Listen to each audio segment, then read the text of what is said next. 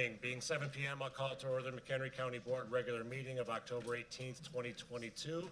And Ms. Abing will lead us in the pledge today.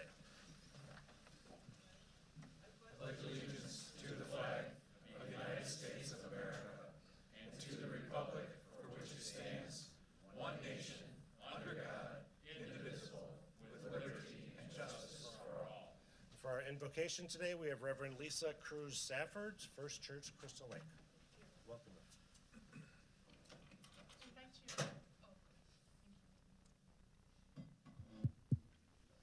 I invite you into a time and space in your heart to come into presence with one another and in front of a God who loves us all. So let us pray.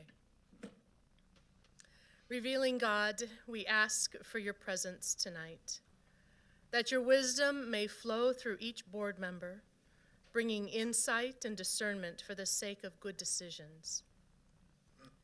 To the end that McHenry County may always be a good and healthy place to live. God who claims us as your children, we ask for your presence tonight, that you who reach out to us may help us to reach out to each other.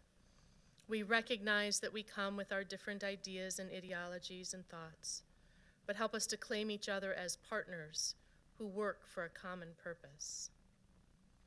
O God who serves us, our most basic needs, we ask for your presence tonight. You who have served our most basic needs, help us to recognize and celebrate those who serve the community in the spirit of love and concern.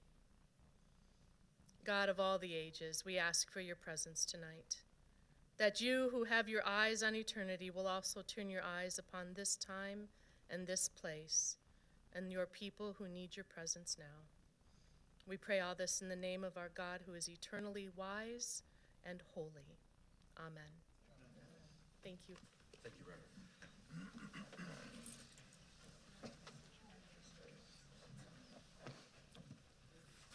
Clerk, could you call the roll, please?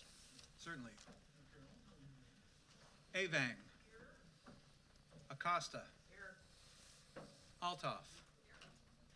Bates. Campbell. Collins. Doherty. Gadamuller. Jendrick. Young. Kearns. Meshes. Nowak. Parrish. Schofield. Schwartz. Scala. Smith. Thorson. Vijek. Von Bergen. Wegner. Wilbeck. Jensen. 21. Okay. I do see Mr. Scala online, so I'll entertain a motion to allow Mr. Scala to attend remotely. Ms. Parrish, seconded by Dr. Jensen. All in favor say aye. Aye. Against? Yes. Welcome, Mr. Scala. Thank you. We'll move on to adopt the agenda. I'll entertain a motion to adopt the agenda. Mr. Doherty, seconded by Mr. Nowak. All in favor say aye. Aye. Against? Motion carries. Moving on to approval of minutes, I'll entertain a motion to approve the minutes of previous meetings. Ms. Altoff, seconded by Mr. Gadamuller. Any questions, discussion, changes? Seeing none, all in favor say aye. Aye. Motion carries. That brings us to my comments tonight. I only have a handful of items before we get to tonight's agenda. Tonight, the county board is going to be putting a 2023 budget and levy on 30-day review. I can't stress enough how proud I am of the county board, the Finance and Audit Committee, and our finance department for developing a balanced budget in the face of historic inflation and gas prices and a long and very expensive list of unfunded state mandates. The challenges were many, but again, our county rose to face them, and thank you to everybody for their hard work, especially county staff for developing 4 potential budget options as well as multiple presentations so that the county board could make the most reasoned and informed decision possible during these very challenging times. Earlier this afternoon, I had the honor of speaking before the Heartland Realtors Organization Strategic Planning Review. They asked me, as well as several of our General Assembly representatives and other leaders, to discuss what our organizations are doing and how our actions and activities will affect the real estate industry and the business environment in McHenry County and Northern Illinois. The audience was receptive, and I wish them luck in crafting their plan. And speaking of our outstanding county staff, congratulations to Chief Financial Officer Kevin Boyso and Regional Superintendent of Schools Diana Hartman, both of whom were honored on October 6th as distinguished alumni by their alma mater, Roosevelt University. Kevin received the college's Distinguished Alumni Award in recognition of his professional and community service accomplishments, while Diana received the College of Education Dean's Alumni Award in honor of her service, dedication, and leadership. Again, congratulations. This high honor is very well deserved.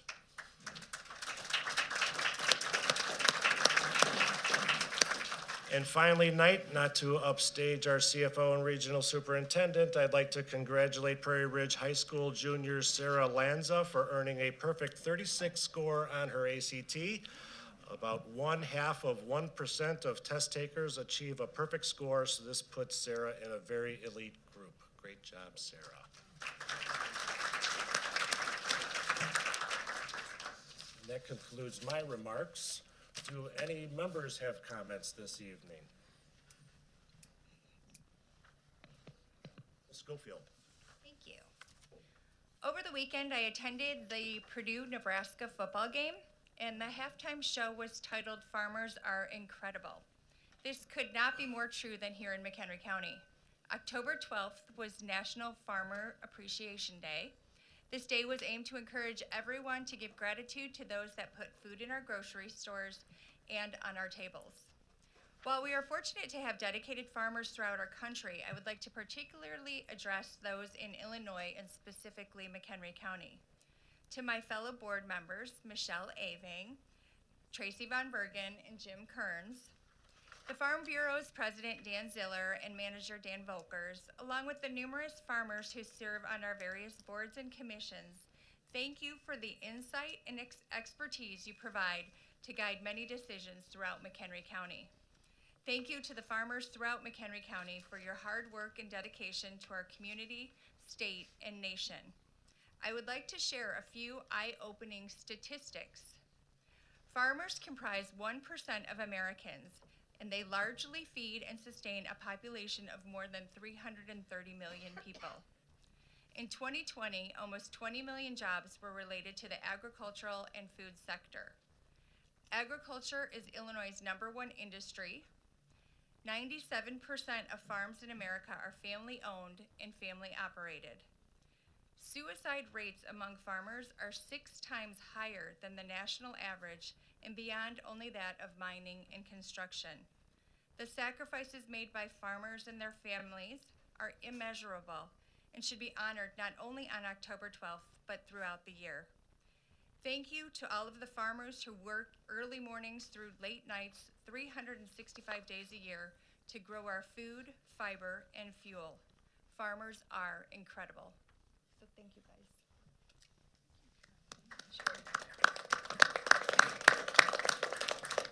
Thank you, Ms. Schofield. Mr. Gottemoller? Yes, I have the pleasure to report that there is still an honest person in New York. This last weekend, I was in New York, and through no one's fault but my own, dropped a credit card in Times Square. If you've ever been in Times Square, you know there are literally thousands of people there. I noticed it about an hour later and closed the credit card. A half hour after that, the gentleman who found my credit card contacted my sister in Rockford on Facebook because she has the same last name, and then contacted me to ask what he wanted me to do with the credit card that he had found on the ground at Times Square. At any rate, I was as amazed as anybody, and I just thought it was nice to know that there are still honest people in the world, and I never expected that out of Times Square. Crazy. Any other members have comments? Ms. Jindrak? Thank you. During the spring and summer, there were conversations at length regarding the potential streetlight at the Prairie Ridge High School entrance on Walkup, with the McHenry County Department of Transportation and the Transportation Committee members at a committee level and individually. in order to understand the opinions and relay the request for the stoplight to the community. In March and April, Kelly Wagner met with Steve Olson, D-155 Superintendent, and Troy Stinger, D-155 Director of Operations, and also attended D-155 School Board and Operation Committee meetings to discuss safety concerns at this school entrance. In June, Steve Olson and Troy Stinger attended a Transportation Committee meeting and were asked to join the conversation. At this point, they stated their support for the stoplight installation and hoped the Transportation Committee would decide to start the process. They highlighted that student safety is their main priority, and this stoplight would help alleviate risk to the students entering or leaving Prairie Ridge. It has become apparent there are members, beside myself, of the Transportation Committee and the Transportation Department and of the Transportation Committee, including Chairman Kearns, who were not willing to look further into this matter because they had made up their minds due to the events in the past 20 years. In August, this small group invited only Kelly Wagner to a private meeting not on the record nor with other committee members, such as myself, to tell them that the street light would not proceed. In this meeting, it was stated that the process is now up to the D-155 district to hire engineers, petition the county, and most likely appeal a no decision by the Department of Transportation. The word appeal is being used because McDOT holds the position they will deny the petition because there isn't enough traffic at this intersection to warrant a stoplight. However, the statutes say a stoplight can be installed for safety reasons, and this intersection meets that requirement. This process created a clear lack of transparency because this meeting was not mentioned at the next Transportation Committee meeting, nor was there an update given to the committee members, and many of them, including myself, were still planning to discuss the issue this fall, but were instead provided a written memo stating the issue was closed. As a result, and although the City of Crystal Lake, Nunda Township Board of Trustees, Nunda Road Supervisor, and D-155 have either passed a resolution or stated at a committee meeting they support the installation of the stoplight, those in charge of the installation of the stoplight shut the conversation down quietly and off the record. I urge constituents to consider the totality of this issue while voting next month. Thank you. Any other member comments? Seeing none, we'll move on to special recognition. I'll entertain a motion to approve the proclamation declaring October Italian American Heritage Month in McHenry County. Mr. Young, seconded by Ms. Altoff. Mr. Schwartz will read the proclamation.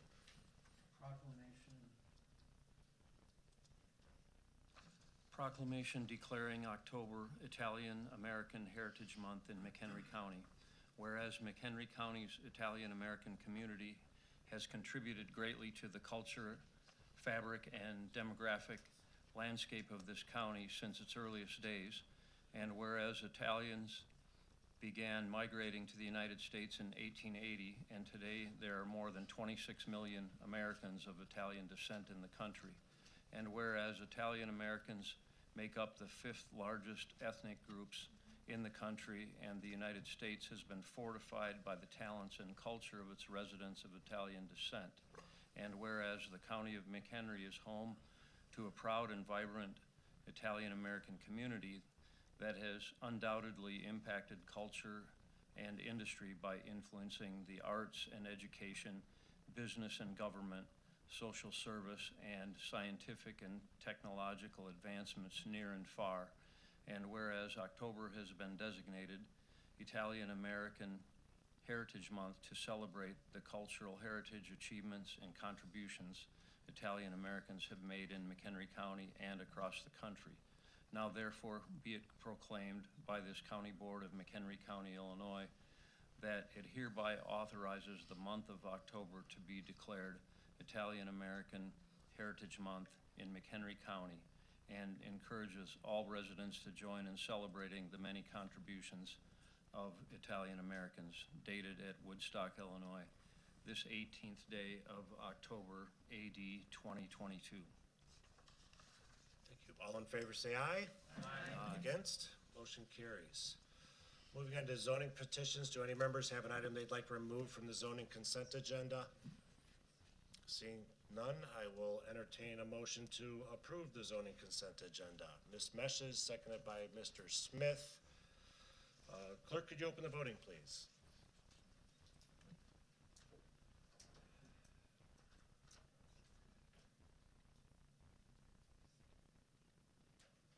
Takes a moment the first time.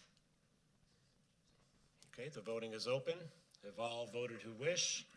Have all voted who wish? Have all voted who wish? And Clerk, could you call the roll for Mr. Scala? Mr. Scala, Yes. Okay, we're still waiting on votes from Mr. Schwartz, Ms. Wagner, and Mr. Wilbeck. You have to hit the enter button Or submit?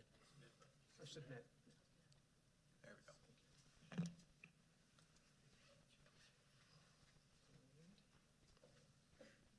Okay, it's approved. Move on to public comment.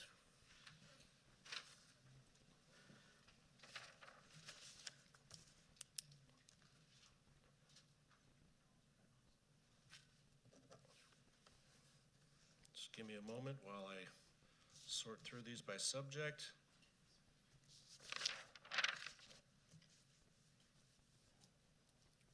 Okay, Mr. Gutkowski.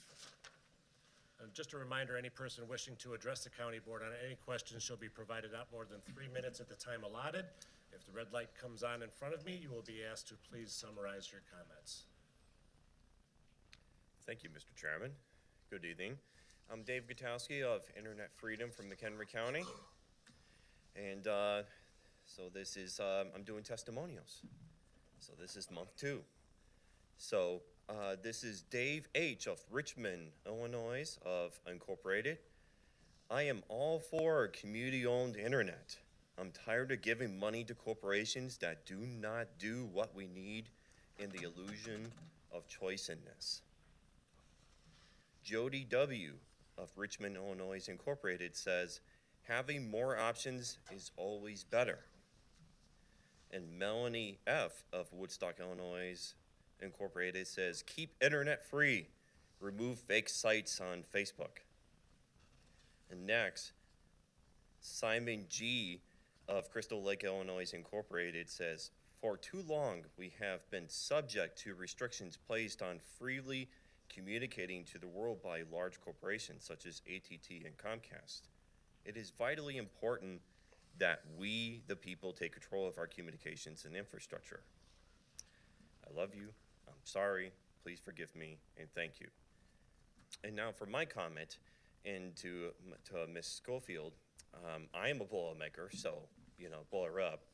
So, and I just want to say, you know, for the farmers, I've had a chance to work with the Farm Bureau and stuff, and so I want to say on behalf of the farmers, you know, instead of just saying thanks to the farmers, let's get them fiber. Let's get them fiber. Let's get them infrastructure because, you know, they need that infrastructure, and you know, and it is the economic engine of our county, and they need that. And with automation coming, they need that. They need that high connectivity, and wireless isn't going to cut it. They need that constant connection to be able to make that happen, and fiber is the only way that's going to make that happen. So, thank you. Thank you. We'll take comments on the Safety Act next. Tamara Marshall, is it?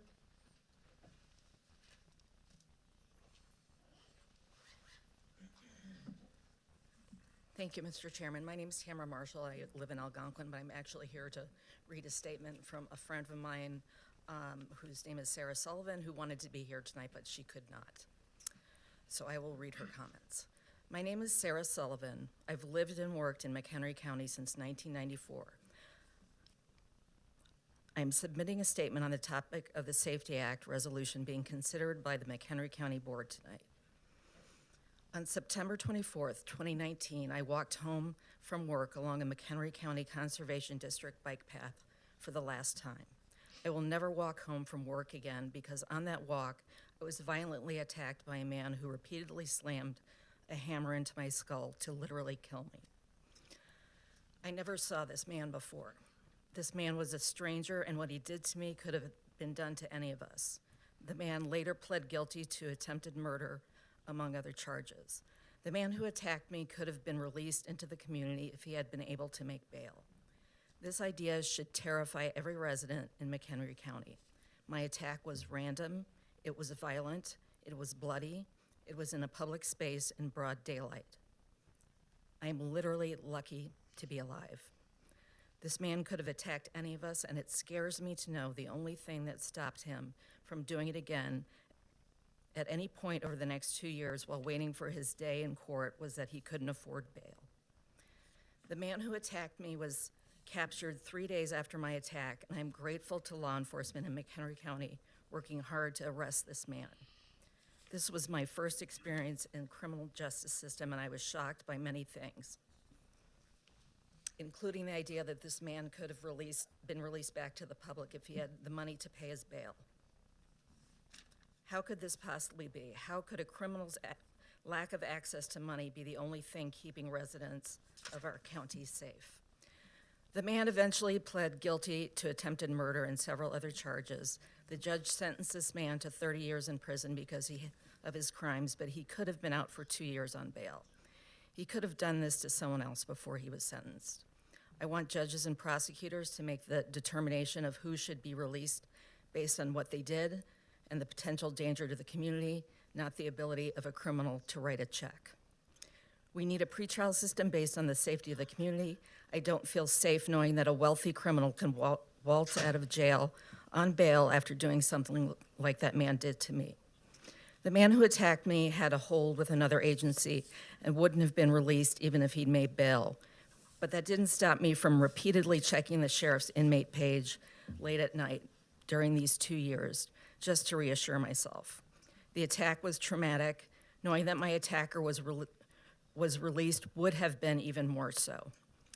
Again, the perpetrator of my crime could have gotten out on bail Summarize your comments. if he had money. Think about that. I support the Safety Act. I asked that you support it too. And that was Sarah. Thank you. Jeannie Ridings.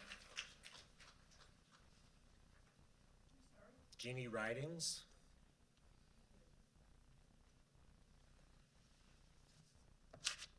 George Killalis. George Killalis.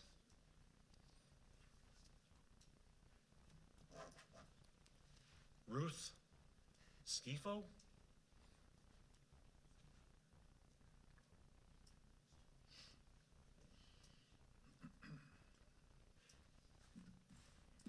Good evening, Chairman Bueller and County Board members. I, too, am reading remarks provided by Alexa Van Brunt, Director of the MacArthur Justice Center Civil Rights Litigation Clinic, Northwestern Pritzker School of Law.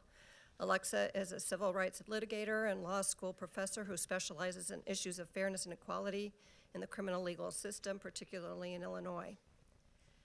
The Safety, Accountability, Fairness, and Equity Today Act, or the Safety Act, was passed by the Illinois Senate and the House of Representatives on July 13, 2021. The act provides for the elimination of cash bond throughout the state beginning January 1, 2023. This legislation should be heralded by all people in Illinois. It is both a just and necessary measure to address racial and economic disparities in our system of pretrial detention and promote public safety and healthy communities. In the United States, a person who is arrested is considered innocent until proven guilty. This presumption of innocence is foundational. It sets our nation apart from countries with less fair legal systems. It protects everyone in this country from arbitrary detention.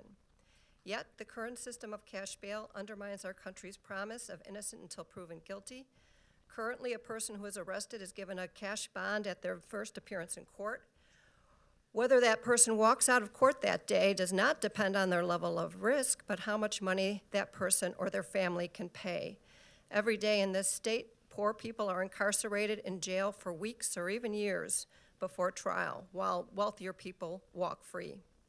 The cash bail system does not promote public safety because it is not designed to do so. Instead, it has given rise to a modern-day debtor's prison, harming the most vulnerable people in our society. The cash bail system disproportionately impacts Black and brown communities and other underrepresented or impoverished groups. And there are huge ramifications for detaining people when they have not been convicted of anything.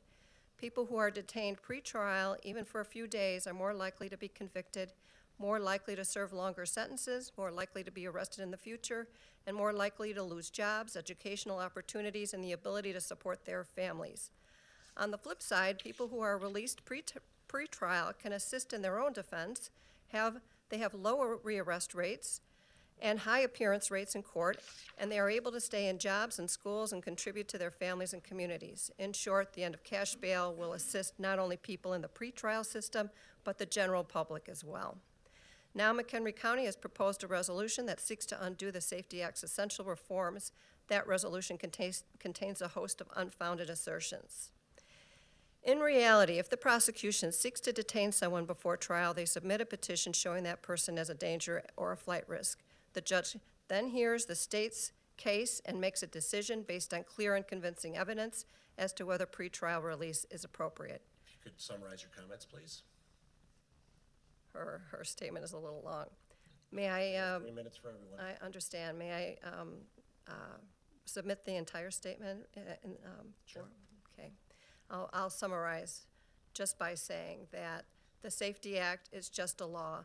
It ensures fairness in the pretrial system, and it is an act that promotes both public safety and community health and well-being. Thank you for allowing me to submit these remarks, and thanks to the folks at Tree of Life Church, Universalist Unity Church. They've been a part of getting these comments, and they're doing a thing on all about the Safety Act this weekend. Thanks. Brenda Naffoltz? Brenda Naffoltz? Naffoltz?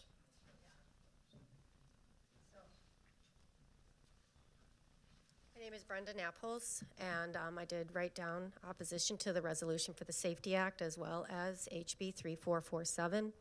I'm glad that the person in front of me was able to present some of factual information on the Safety Act. And what I would like to ask our county board is that there's opportunity for more information on the Safety Act as it's written, not some of the emotional rhetoric that I've seen. When she mentioned just now people being detained because of financial restriction, it's very real. I do continue to hear that brown and black communities are affected more. I do believe that they are. However, I live in a county that is over 77% white, and I can promise you that our residents are affected as well. I have way more to say on that, but as far as HB 3447, I highly, highly recommend and ask this board to reconsider this resolution. I did lose my son to a fentanyl overdose in December of 2019, and I'm here to tell you that the isolation and the punitive system is detrimental to everybody, the substance user, as well as their families. I would not ask for help because I asked once, and it didn't go well. And I help people all the time. I see the system. And because I know I'm gonna get cut off here pretty soon, because I have so much to say, all I'm gonna ask you is please do not vote tonight without doing more research, and please call me. I will sit down with anybody. I'll share my story. It's not pretty, and it shouldn't have happened, and we shouldn't have lived in fear.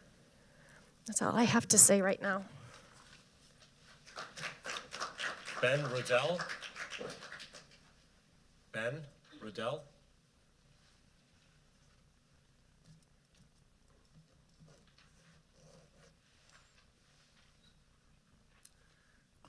Thank you, and thank you to Brenda for having the courage to share that heart-wrenching story.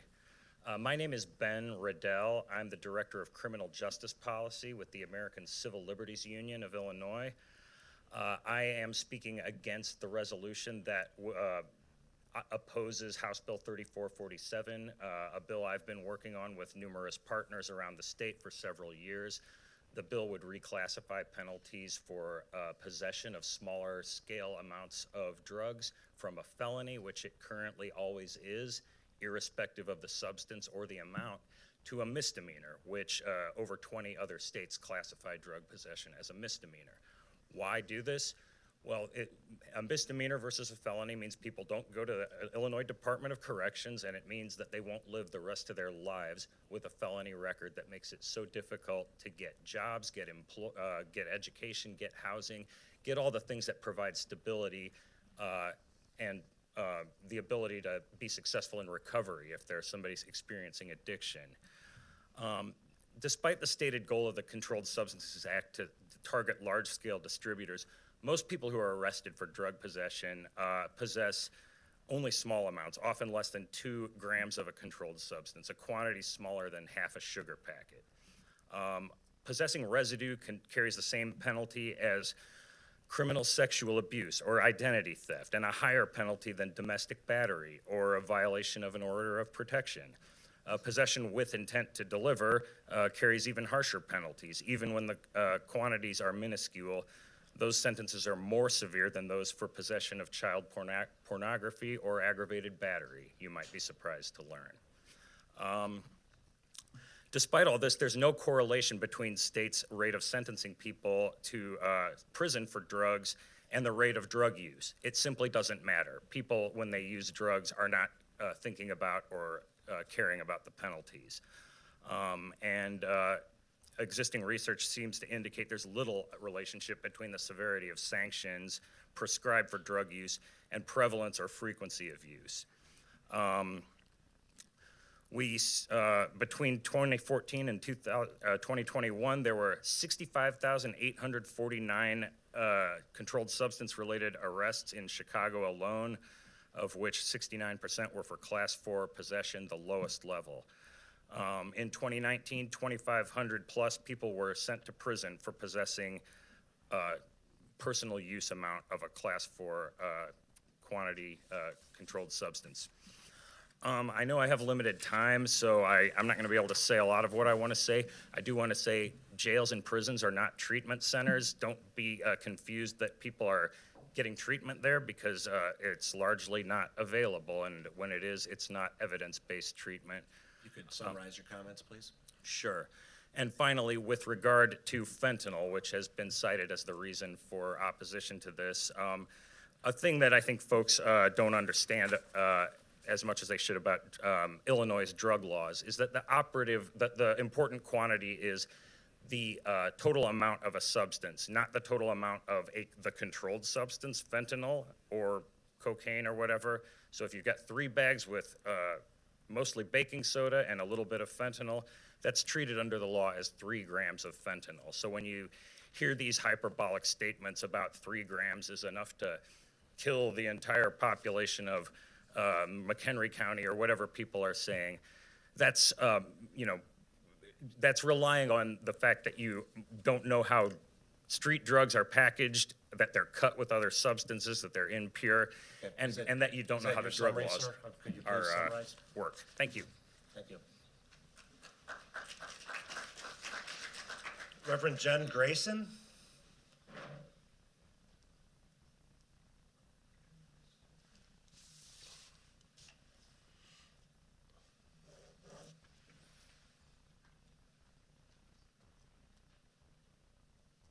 Thank you. My name is Jennifer Grayson. I'm the minister at Tree of Life Unitarian Universalist in McHenry County. By passing the Safety Act, the Illinois legislature took a significant step towards addressing the harm pretrial incarceration has caused communities across our state. For decades, Illinoisans have lost jobs, housing, and even custody of their children, not because they were a danger to the community, but simply because they couldn't afford to pay a money bond.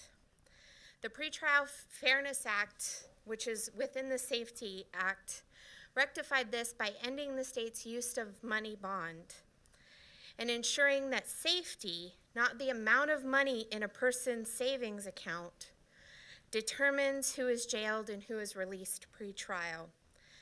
These changes reflected the recommendations of the Illinois Supreme Court Commission on Pretrial Practices and were supported by more than 100 advocacy, community, and policy organizations, most notably a number of groups representing the survivors of domestic, gun, and sexual violence. The act was passed in response to historic nationwide protests following the police murders of George Floyd and Breonna Taylor, and represents an important step in addressing the pervasive racial injustice in our criminal legal system. The change proposed against this act is in complete opposition to the spirit of those calls for racial justice and the criminal legal system reform that we need. The Safety Act has never just been about ending money bond. It was signed into law to reduce the devastation that pretrial incarceration has caused low-income communities and communities of color across Illinois. It is absolutely essential that any future amendments are made in the same spirit with which it was written. Using this historic legislation as a vehicle for incarcerating more Black and brown people would be a slap in the face to the communities that have suffered under the injustices of money bond system for decades. Protecting everyone's access to pretrial freedom, regardless of income, is a significant step toward decreasing the number of people languishing in Illinois' 92 county jails. The Pretrial Fairness Act and the Safety Act marked a critical step forward for Illinois. Illinois has positioned itself as a leader in efforts to meaningfully address the racial and economic injustices that wealth-based jailing has caused on communities for decades. We have a duty to honor that historic moment when Illinois made... Could summarize your comments, please? I encourage you to vote against this resolution. Thank you. Thank you. Amanda Garcia.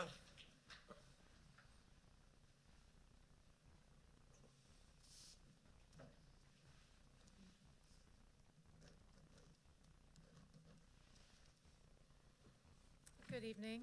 My name is Amanda Garcia. I live in Crystal Lake, and I'm an immigration attorney. It's been a while since I've seen all of you, and I didn't think I'd be back here.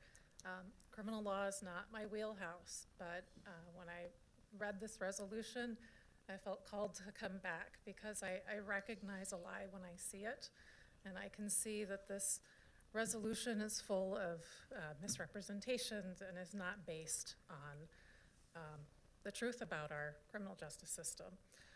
Being an immigration attorney, I'm acutely aware that meaningful access to justice is a result of how much access to capital you have. If you don't have the finances, you're not going to get a fair shake, unfortunately. The Safety Act will repair some of that by getting rid of cash bail. What upsets me about reading this resolution is the language within it. I don't know who wrote it, but when I read something that says, dangerous criminals will be free pre-trial, we've got to remember that if you're pre-trial, there's a presumption of innocence and that you're just a defendant. You're not a criminal at that point. So that kind of language and some of the promises of chaos, I see that, and I recognize how a lot of this same rhetoric is aimed at the immigrant community and was raised when we were talking about getting rid of the ICE contract here. So I just encourage you to think, what could you do as an alternative to this resolution? There's work being done to add amendments to this act. Other county state's attorneys are looking to improve the Safety Act. How could it be adjusted? There are other states where this has been done. New Jersey is one of them. What could we do to make this a little bit better? If you were worried that judges don't have enough discretion to make the call, or that police or that the prosecutors don't have enough input on who really gets detained, then let's fix the language. Let's add something to it, rather than this resolution, which calls for let's just get rid of the whole thing. I'd say take a more surgical approach and not use the blunt instrument that this resolution calls for. Thank you.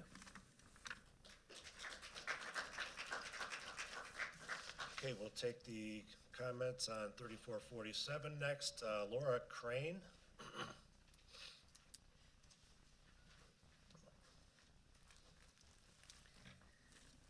Okay. So a lot of you know me as the Substance Abuse Coalition, and I am stepping out of that role. And I know that's kind of hard when it's 3447, but I am strictly speaking as Laura Crane, citizen of Woodstock. 3447 is not decriminalizing to the point that we're just letting people walk away. This is a system that still allows the legal system to encourage and strengthen treatment as an option. And I need that to be really heard, because we don't give treatment an option.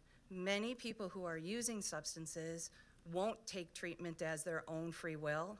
And I think that this is an option for us to get some people help who may not take it without some structure and some encouragement. Probation is part of this. Probation is needed sometimes for people to walk this walk. And we need that as a piece of it. I'm concerned as a citizen for this resolution because I question why we, as a board, that any of you have the right to go to government bodies. This resolution is going to then go out to government entities as my voice, when I don't know that you really represent me. And here's why. I respect my state's attorney, I respect my coroner, and I respect my sheriff, but I don't know that they're my voice. I don't know that they're all the constituents' voice. I respect every one of you. As an undeclared, I've sat at coffees with Republicans and I've sat with Democrats. But to me, this has become a political issue, and I don't know that you've heard your constituents, because I sit at those coffees, and odds are the people this law is going to affect the most aren't sitting at those. They're not sitting at your tables. You're probably not reaching out to them. You haven't gone to homeless encampments, my guess, and asked them, how's this law going to affect you? You haven't sat at a methadone clinic and asked them, how's that going to affect you? You haven't sat in the correctional facility and said, how's this going to affect you? How has it affected you? How did that big felony affect you when you went to go get housing? How did it affect you when you went to go get a job and couldn't? How did it affect you when 2 years into recovery, you still couldn't make ends meet, so you went back? That's how those felonies are affecting our people every single day. That's why we have recidivism. That's why we have broken recovery. That's why we have that. Those felonies are huge, huge, huge, huge. And as a person, I see that. My world, we don't see it as much. You guys, you probably have people in your world who it affected, but you have connections. You may or may not have the money to help with the criminal end and or the treatment end. So our people get help. A lot of people don't, and the money runs out. Last thing I want to do, I see the red light. Personal amount, right? 3 grams? I was curious. Don't worry, this is crystal light. 3 grams. That's 3 grams, guys. It's not even, if you thought about a heroin bag, it's not even half a heroin bag. It's not even a cocaine vial. And as he said, if this was a mix with fentanyl in it, it may not even be enough to be that. That's personal amount that's being carried. Think about those families that you don't know, that you're not talking to, that are your constituents, and ask for them. Holly Everly.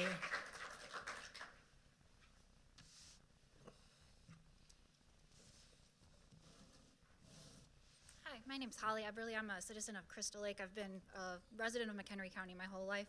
I don't have any notes, and I'm not trying to keep you here forever. I'm just echoing what Brenda and Laura and Ben said about House Bill 3447. I happen to be Brenda's son's best friend, so I'm kind of helping his partner raise his daughter because he was a father when he passed away. And his partner also had, felonies on her record too. And that's leading her now as like a widowed single mom. She's having a hard time finding a job with real benefits that she can raise her family on. It affects her ability with housing. Granted, she has, the help of her family to live with, but if she did not have that, it would be very hard for her to find like a place to live for her and her family, her daughter. So I just want to speak for my friend Paul, who is no longer with us because he would agree with me and his mother, of course, and for his daughter, who is only 4 years old, so she is not old enough to speak for herself here yet. Thanks. Dr. Michael Rain.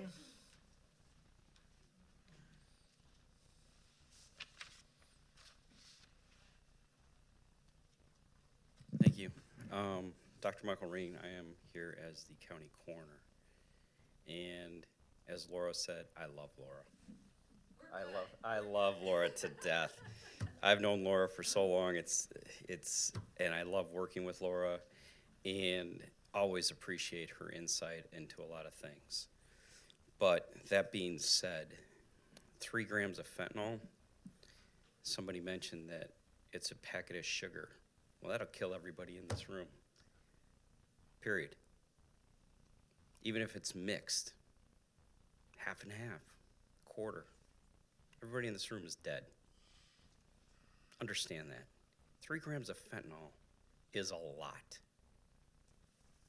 You can put it any way you want, but increasing it, right now it's at 1 gram. Now we're gonna increase it to 3.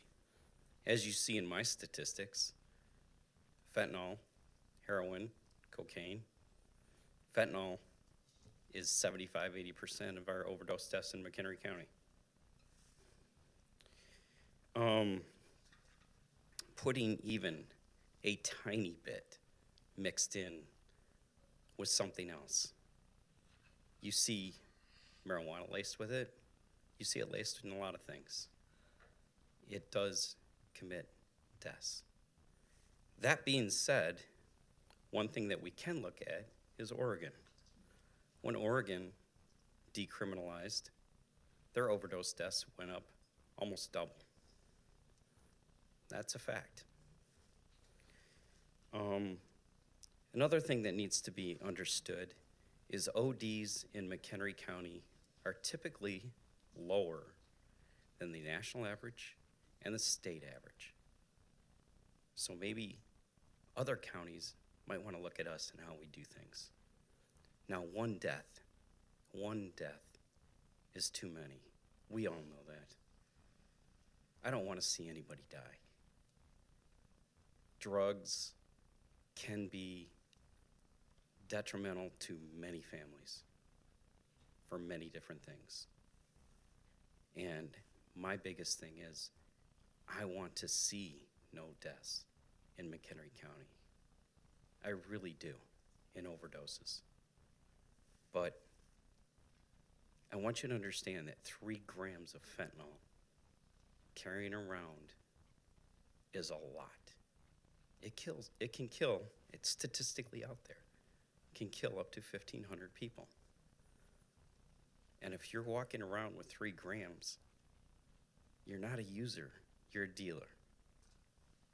So I hope that you support this resolution. Comments, please. I hope you support this resolution because I don't think it's in the best interest of McHenry County. Thank you. Patrick Keneally.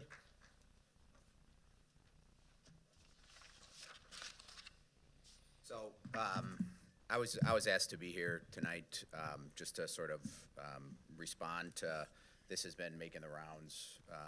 It's the ACLU report as well as some other advocacy organizations, and I'm going to take a little bit longer than 3 minutes if that's okay. Let's keep it to 3 minutes. Okay. Then we'll summarize. It's not okay. Okay. Well, I've been in order. I don't want to wear out my welcome, but then just real quick points. You know, when we hear about HB 3447, which is what I came to talk about, we hear that it's not my voice, and I know Brendan Apples and I know Laura Crane and I respect them, but there's too much at stake when we talk about these things to let sort of niceties get in the way of a robust conversation. And Brendan Apples is right. Everybody needs to listen to her and everybody needs to talk to her. Lori Crane is right. Everybody needs to listen to her and everybody needs to talk to many of the people that she recommended to you. But I also think that you need to talk with law enforcement. And I also think that you need to talk to the mother who a few weeks ago was in the McHenry County conference room, who I was holding in my arms, who was crying on the floor, who was asking me why her son, who had died from a heroin overdose and who had been released from bail reform laws from 2017, was dead. Okay? We've seen in McHenry County that a robust approach to drug laws has led to a severe double reduction in death. okay? And decriminalizing fentanyl is not a good idea, all right? No first-time drug offender, no second-time drug offender, no third-time drug offender is being sent to prison. When they continue to say that disingenuous lie, okay, I have to react to it. It doesn't happen. The average person in the Illinois Department of Corrections who is there for a drug offense has been arrested 19 prior times and 6 prior times for felonies. They have been given multiple opportunities if they've been through the criminal justice system at rehabilitation. Multiple opportunities. But they either cannot or will not conform their conduct to the reasonable standards in which we expect. If you're going to decriminalize this law, what that means, all right, is that we will not be able to send the 6-time drug possessor to prison who's terrorizing his family after multiple stints in rehab. It will lower incentives for those arrested to comply with orders of rehabilitation, which anybody who knows anything about drug court will tell you is critical to compliance and recovery. These laws will force prosecutors to charge and convict people who they'd otherwise give a break to with a Class 4 felony with more severe crimes, and these laws will reduce the incentives of those arrested to cooperate with police to move up the chain of distribution. These are not good drug laws. Since 2000, we've been hacking away at many of the policies that led to the lowest drug use in this country in 1999, as well as the lowest crime rate in this country in 2000, and the results are clear for anybody to see who's willing to look.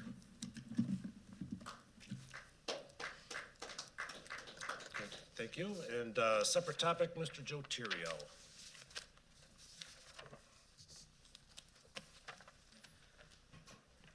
I'd like to read a letter sent to board members Acosta and Wagner on October 6th. Dear colleagues, during member comments at the September County Board meeting, Member Acosta chose to speak and indicated that he was also speaking on behalf of Ms. Wagner. Mr. Acosta wanted to express his, quote, disappointment, end quote, that I had made comments during the finance meeting in reference to the, quote, Democratic Party being late and having errors, end quote. He stated that he had followed up with Chair Zahorik and she felt they were timely. He went on to say that my statements were, quote, at a minimum, it was mischaracterization and at worst, political gamesmanship. I'll show the opposite is true. Were the parties late in submitting their lists? Yes, but as I explained in the meeting and the resolution background this was likely due to the compressed election schedule. It would have been virtually impossible for either party to do a proper job of vetting judges and meet the deadlines per statute. I shared this same sentiment in my communication with the chairs prior to the meeting. Chair Zahorik did submit a list to us with a certification letter on September 1st, and we began to input her list into our election management system. We noticed some issues. Among them were individuals that had indicated to us that they no longer wished to be judges, as well as some that were shown in the wrong precinct. To be clear, my role in this is purely ministerial. My job is to collect the list from the parties when and if they provide them, convey them first to the board, and then to the courts. At this point, if I had wanted to play political games, I could have closed my eyes, accepted the list as provided, submitted it to the board for approval. Doing so would have put the Democratic Party and Ms. Zahorik in a poor light and potentially left Democratic Party voters without the commission judges they expected. Instead, I did what I thought was the right thing and quietly sent the list back to Ms. Zahorik on the afternoon of the 1st. I included commentary about the potential issues to give the party an opportunity to improve the list before we sent it on to the board and the courts. On the morning of the 6th, Ms. Zahorik replied with some updates in the phrase, quote, we will let you know ASAP regarding the others, end quote. The next time I would hear from the party regarding the commission list would be at 9:09 on September 8th. This would be after the F&A meeting had commenced and after my first conversation with Ms. Wagner on the resolution. Ms. Zahorik's email included, quote, to be clear, we have reached out to all those listed as Democratic election judges and all wish to be commissioned, end quote. After the meeting, we incorporated the changes she had previously provided and attached the list to the resolution that was eventually approved by the board. I listened to the recording of the Finance and Audit meeting and found nowhere that I had mentioned errors or singled out the Democratic Party for being late. Instead, I was doing my best to keep from having to say that I sent the list back for corrections. I was working to protect the reputation, not to harm it. Throughout my time in office, I have never used my position to disadvantage another party or individual. To infer that I have is an egregious insult, and such an insult is also a violation of the board's honor code. Having said that, and having shown that there was no intention on my part to play political games, I believe a full-throated apology is in order. If you could summarize, please. Certainly. Delivered in the same manner that the insult was during member comments at the upcoming full board meeting. Supporting documentation, including emails and the spreadsheet, have been attached. I look forward to your response. Thank you. We'll move on to new and unfinished business. I'll entertain a motion to approve the resolution authorizing acceptance of the 2023 McHenry County Emergency Operations Plan. Mr. Wilbeck, seconded by Ms. Schofield. Any discussion? Seeing none, clerk, could you open the voting, please?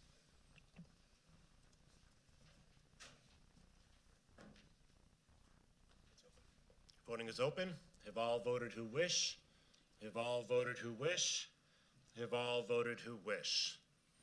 And clerk, could you call the roll for Mr. Scala? Mr. Scala, Yes.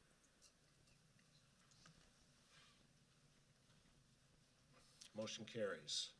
Next, I'll entertain a motion to approve the resolution opposing House Bill 3447, revisions reducing possession of less than 3 grams of heroin, fentanyl, and cocaine to misdemeanors. Mr. Thorson, seconded by Mr. Doherty.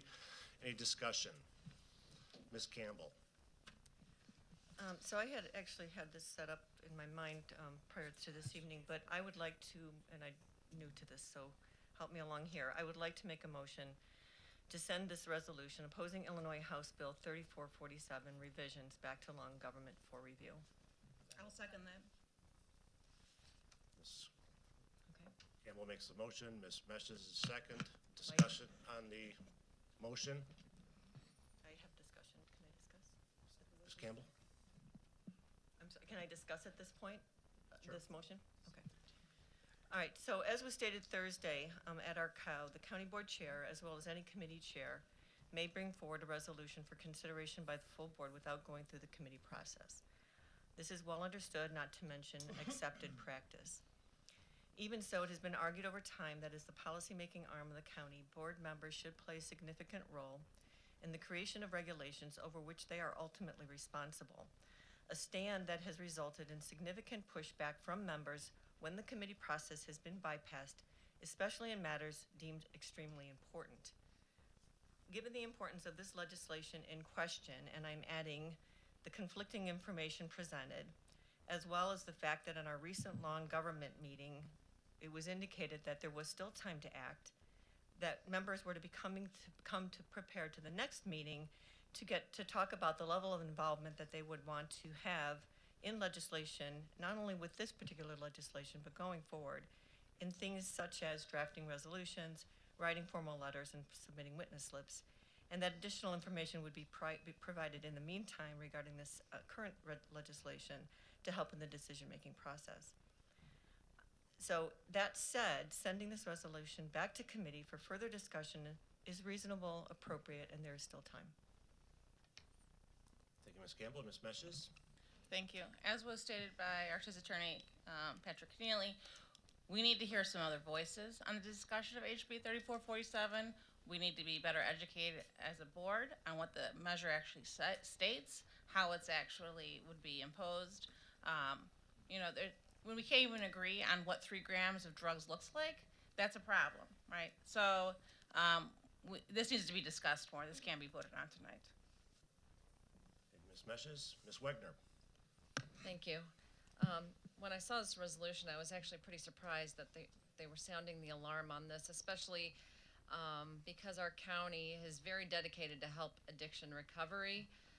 This bill takes drug addiction as a public health issue, and it seeks to rehabilitate, not punish people for using drugs. We, the McHenry County government, has made an investment in drug court and DUI court to help addicts, not punish them, and we need to continue on this path. As we've seen the evidence of low recidivism when someone graduates through the program, this bill may change the direction our county's heading, and we want to help people recover from the illness. I hope you all heard the speakers today tell their powerful stories, and as was just said, we need to listen to all sides. Instead of saying we want a resolution to not pass the bill, let's send it back to committee to change it. Ask for more education, more investment in recovery, and treatment for all substance abusers, no matter their income. Thank you, Ms. Wagner. Ms. Altoff? Thank you, and I apologize to my colleagues. I don't believe that we talked about enough time on House Bill 1334. I think that was specifically in reference to the Safety Act. House Bill 1334 is actually in the Senate and could potentially be heard during veto session, which starts November 16th. I'm sorry, 3447, I apologize. So I don't know if there really is ample time. I don't want to give the wrong impression.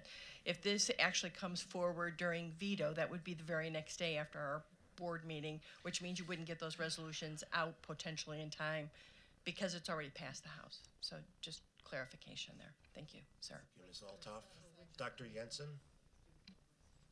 Thank you. I support my colleagues' commitment to moving this back to committee. In fact, at the COW, I supported it. I think we need to respect the process that we have in play, and I feel like I need more information. I think the speakers that have come forward to talk about this, they are very helpful to us, but we need more information. And I want this to go back to the committee and then bring it back to the county board so that we can make a good decision surrounding this piece of legislation. Thanks. Thank you, Dr. Jensen. Mr. Thorson? Thank you, Mr. Chairman.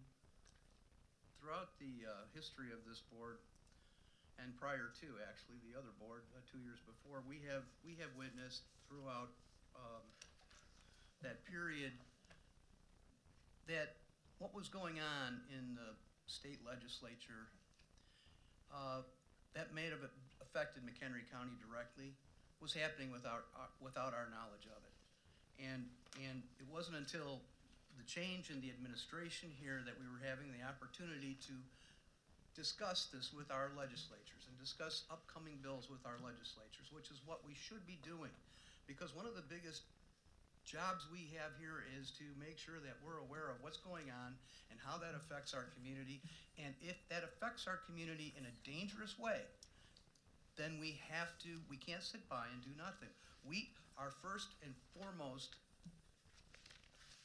responsibility is to the safety, the life safety of our community and the residents therein. I was told by one of the legislators that this bill was dead in the Senate. I can see by the pushback, and I can see by the work of the ACLU that it's very much alive, and it's very likely that it might not. You might not even have to go to the end to get this thing passed. It could happen very quickly. What our responsibility as the legislative branch of the county is to inform those people before they do wrong or before they do something that we think is not right. I'll give you an example. Years ago, we had found out that bills were passed that affected McHenry County only. And for whatever reason that was, and I'm not going to go into that now, the township consolidation, we were unaware of that. Our legislative branch of this board was unaware of that. It was hidden from us. We're just beginning to learn how rapidly the state acts and how rapidly they can act and how they can act in the darkness of the night, gut a bill and pop a new one in. So it's very important. I don't trust the system, and I think it's very important when we talk about 3 grams of fentanyl. 1 gram of fentanyl right now is I believe a misdemeanor. Correct me if I'm wrong. 1 gram. If you have 5 grams, which is under the law, and I don't have a problem with the cocaine and the heroin part of it. I'm not for it, but I'm not as freaked out about that. But if you have 5 grams, it's a little bit more than what they call an 8-ball, and you have 1 gram of fentanyl mixed into that, that's deadly. You will die. You will die. So, I mean, there is a lot of movement with regard to fentanyl to make it reconsidered as something more than just a drug because of its potency.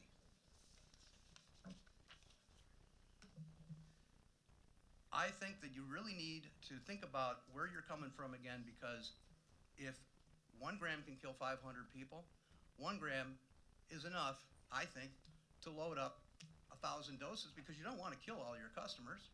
It's enough to be a dealer. But we're not talking about that. We're talking about 3 grams.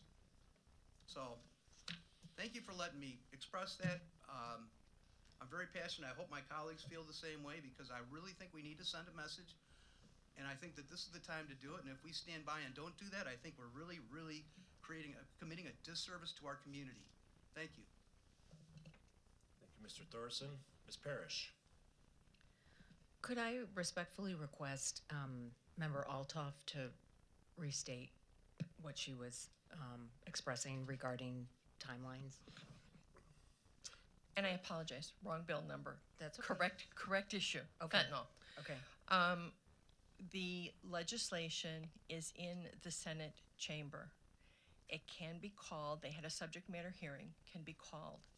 My point is if we send the resolution back for further information at Law and Government, it doesn't come back before the board until November 15th, correct? That's our next board meeting. Veto session starts November 16th. I'm just giving you the time frame. And I think when we were referencing in Law and Government ample time, I believe we were specifically talking about the Safety Act at that time, because my interpretation was that they were not going to deal with that the first week. So I just want everybody to be clear that veto session starts the very next day after our November board meeting. Got it? Thank you. Thank you. Thank you, Member Altoff. I appreciate that. So I just want to share that I agree with many of the things that have been stated, and I appreciate the members' comments that we heard from all of them. I think that I would prefer that this resolution go back for some additional conversation and maybe some tweaking to the language. However, I think that with what Member Thorson was talking about and what we experienced a few years ago, I think this resolution, albeit maybe not the 110% best that we would like it to be, I think we need to be able to share something that says, Springfield, we're watching, we're listening, we're trying to, be involved and make a difference and be impactful. So I think that, I think that we need to send that message with this resolution. Thank you, Ms. Parrish. Ms. Jindrak. Thank you. As Member Collins had mentioned, the bill has been sitting since spring of 2021. So for us to push an opposition resolution forward in 1 month because we were the ones who didn't follow process and actually care as much as some of the board members like to say that we cared, because we hadn't looked at it until we were at the end of the deadline. Which means if we're moving opposition bills forward simply because we're under a deadline that we didn't ourselves invest in enough time for the past year and a half to research, then the answer isn't to push it through just because we're now making a statement, number one. And number two, this isn't about working together, as Member Parrish mentioned, because there's nothing in the resolution that talks about working together. It's simply a broad brush that says we don't agree with it, we don't give any type of feedback. And as Member Thorson mentioned, he is okay with the heroin, the cocaine, but he's not okay with the fentanyl, which means he probably has some items that he'd like to address with Springfield. And it's not, again, a blanketed statement that we oppose a resolution that we haven't done enough research on, and it absolutely should go back to the committee. And if the intention is that it has to go before the vetoed session, then I would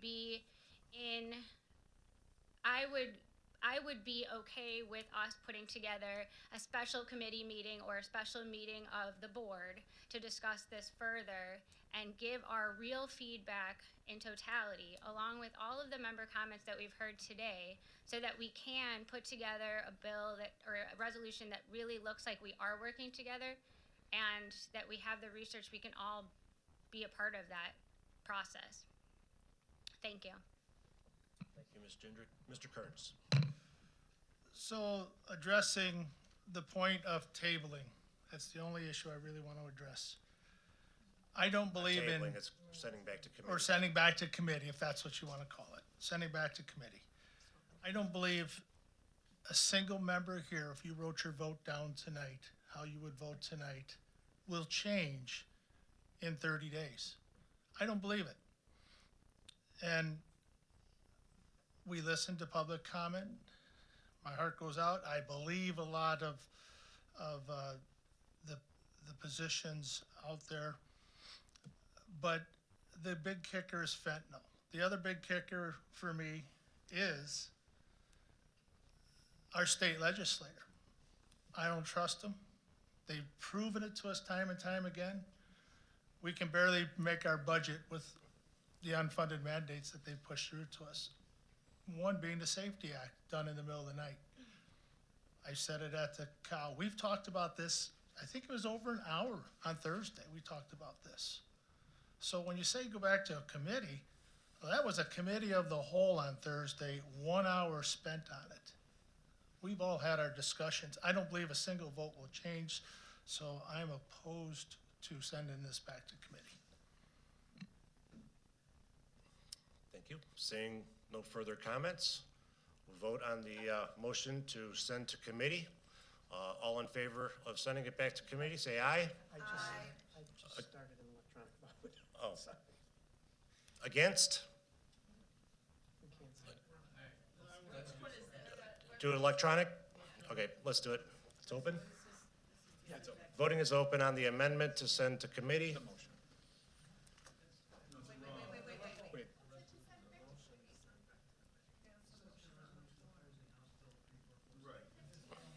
We have a motion on the floor right now to send this to committee. That's what we would be voting on right now. And the voting is open. Have all voted who wish? Have all voted who wish? Have all voted who wish?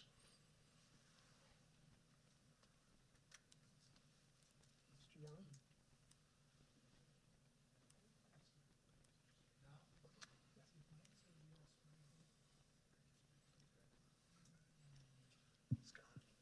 Scala is no longer with us. Oh. It's too bad, I like them.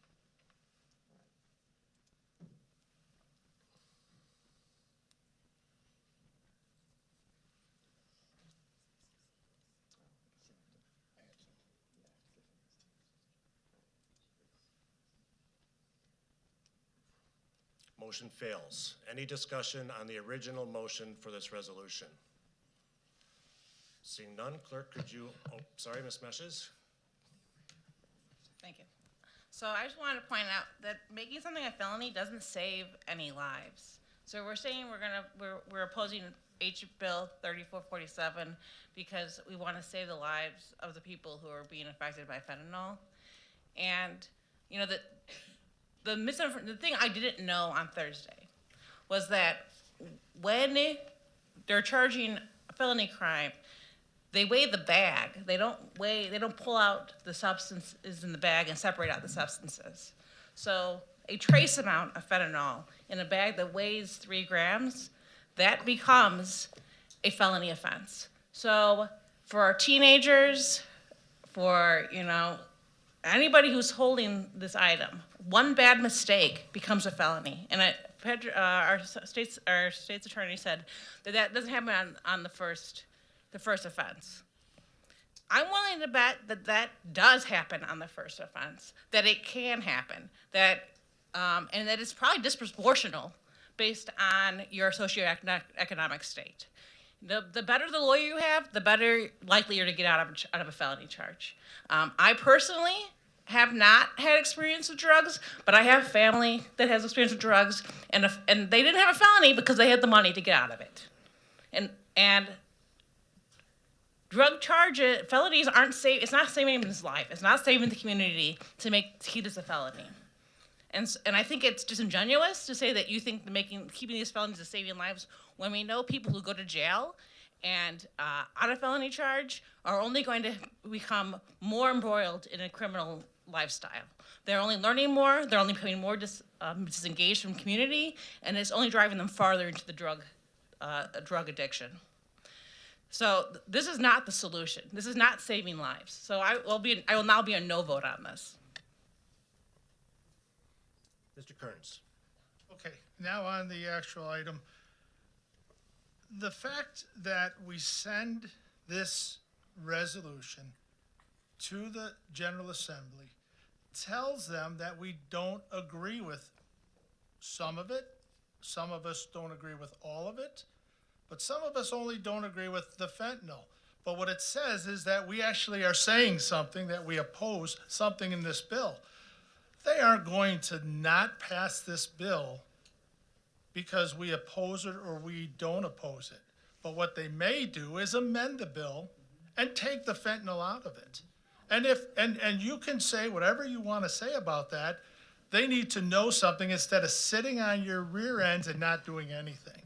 And that's why I support this resolution. Thank you, Mr. Kearns. Ms. Jindrak. Well, Mr. Kearns discussed safety, but he did say no to a streetlight at Prairie Ridge High School for safety.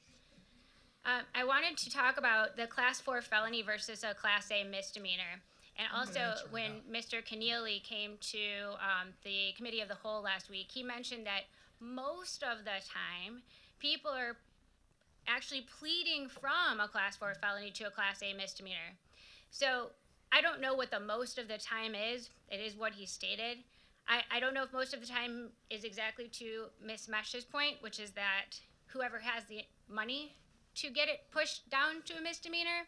But just so you know, a Class 4 felony is a 1 to 4 year jail sentence, and a Class A misdemeanor is up to 1 year in jail. But again, the felony portion is now going to deter someone from moving forward when they are going through treatment, when they can possibly go through treatment, or as some of the members mentioned today, if you are going to try to get better, but then you have nothing but barriers up even years after you've reached sobriety and continue to actively be in sobriety, that you still have this over your head, which is again what Ms. Crane mentioned, which is then people are going back to drugs because it's the only way that they can survive.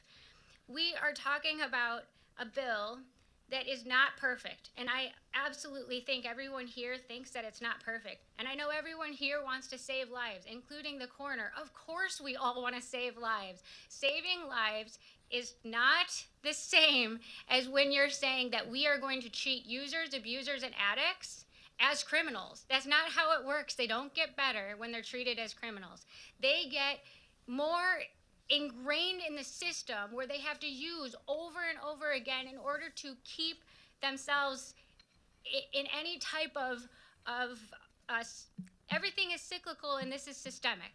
It's not going to change based on this bill. We didn't care enough about it, and we didn't care enough about it to look at it for a year and a half.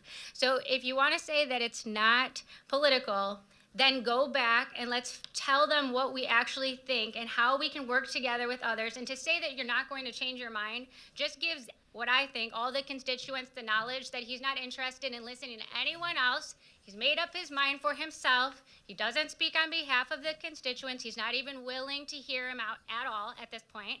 So you know how this vote's going to go. And then lastly, just so we can see again, and I'm not sure if everybody can see the board, but it was defeated directly down party lines. All of the Democrats voted yes, and all of the Republicans voted no. So whether it's political or not, it sure does look like it. Thank you. Mr. Kearns? Okay, I wasn't going to say anything. I wasn't going to respond to the cheap shot that was thrown out there by Gingrich. So I'm going to respond to that in a short little way. And that is, you attended your committee, everything was discussed. We never shut that down. We never took a vote on that, Ms. Gingrich. We never voted on that. It was left that the school district who owns the property, the road, has to bring it back. I'm bringing back your attack on politics because you bring up politics. And you accuse You it had your of chance to talk. politics. Mr. Kearns has the floor. So do not accuse us of politics on partisan lines on this when you want to make your personal attacks on the floor of things that you know are lies. So vote your conscience, vote the way you feel. This has nothing to do with politics with me. Or you can vote for your constituents. And I can go through my constituents. I talk to a lot of my constituents. I know how they want to vote. So I will vote accordingly tonight. You vote according to your Democrats, if that's what you want to call it, partisan. It is not partisan here. It is constituents. I've had Democrats, I've had Republicans, and everyone tell me what they think about this bill with fentanyl. So thank you. Let's call the question.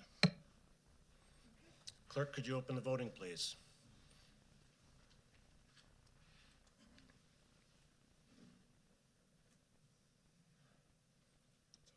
Voting is open. Have all voted who wish? Have all voted who wish? Have all voted who wish?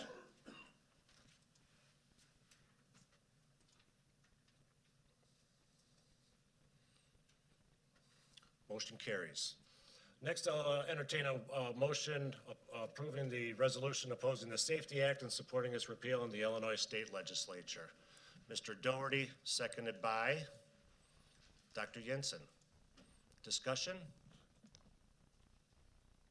Ms. Wegner.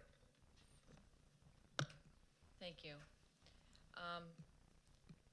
So we spent a lot of time talking about this on Thursday, and we spoke about process on Thursday. And as Ms. Campbell said earlier, the chair's duties do give him or her the right to put any resolution on the agenda. This resolution, however, was discussed in law and government, and we did not come to any conclusion as to what we wanted to do with this. This resolution in front of us is riddled with misinformation and biased language, so I would like to send it back to law and government so we can thoroughly discuss the resolution using facts of the law in the committee. I make a motion to send it back to law and government. Is there a second? Mr. Acosta, discussion on the motion? Seeing none?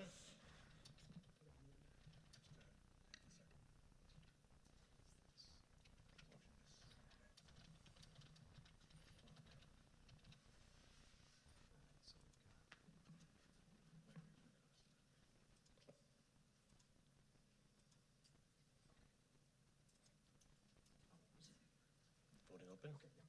Voting is open. Have all voted who wish? Have all voted who wish? Have all voted who wish?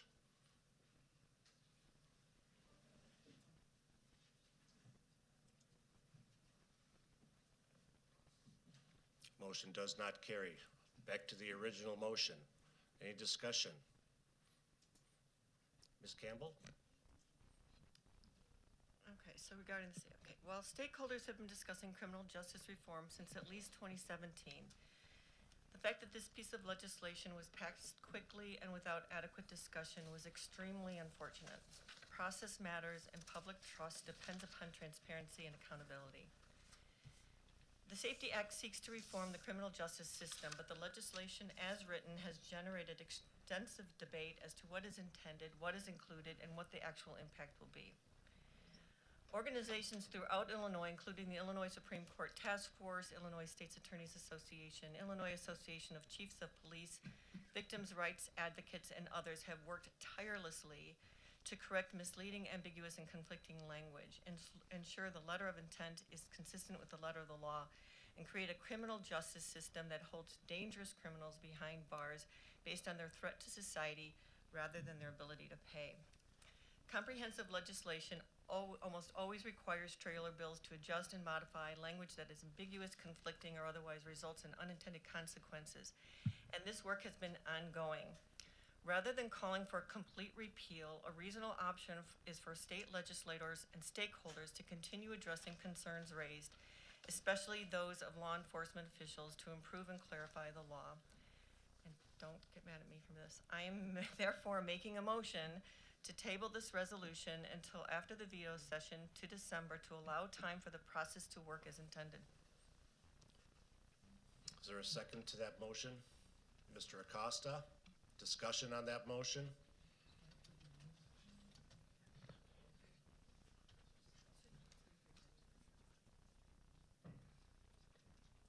Dr. Jensen? Oh, I'm sorry. No, I forgot to turn off my light. Can I discuss on it? I'm sorry, I turned that off and I must. Sure. All right, thank you.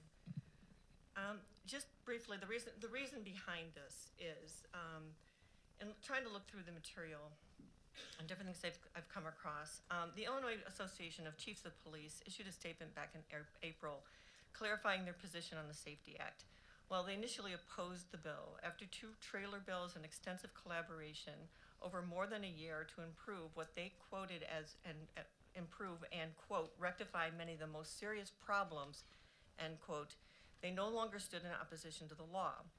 They went on to say, and I'm going to quote here, the ILCAP does not share the view that the law should be repealed because after 2 successful trailer bills and plans for more modifications, all Illinois agencies are already a year into implementing the Safety Act. To undo all of that effort would be disingenuous on our part, end quote. Stakeholders should have a seat at the table to address all remaining issues and compile one final comprehensive trailer bill. There will be the opportunity to call for a repeal if serious movement toward correcting any of these final concerns over the bill have not occurred. To call for the repeal at this juncture would be to negate the countless hours of hard work and collaboration across the many organizations, agencies, individuals who have dedicated their time, talents, and energy to getting this right. That's all I have to say. Any other comments on motion to table? Seeing none, could you open the voting, please? Are we open? Voting is open. Have all voted who wish? Have all voted who wish? Have all voted who wish?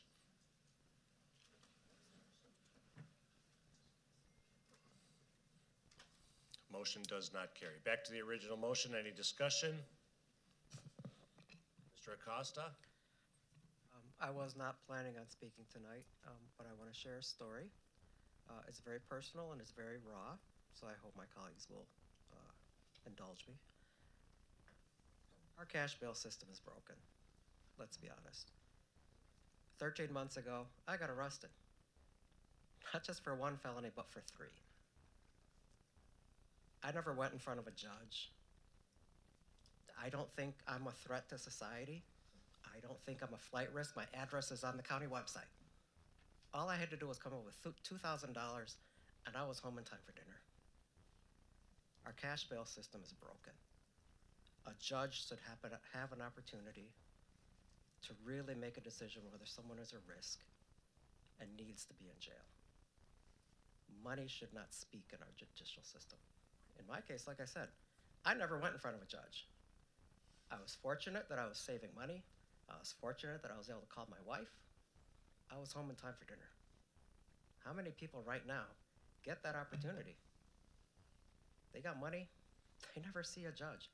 They just go home, regardless of what their actual risk is to the community. So I do not support this resolution. Mr. Acosta? Dr. Jensen? Thank you, Chairman.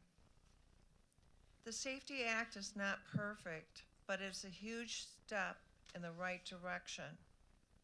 It has enthusiastic support from dozens of victim advocacy and legal justice organizations who want to see dangerous criminals stay locked up. Many law enforcement professionals support the bill. The Illinois Association of Chiefs of Police continue to work with the legislature to make the bill better.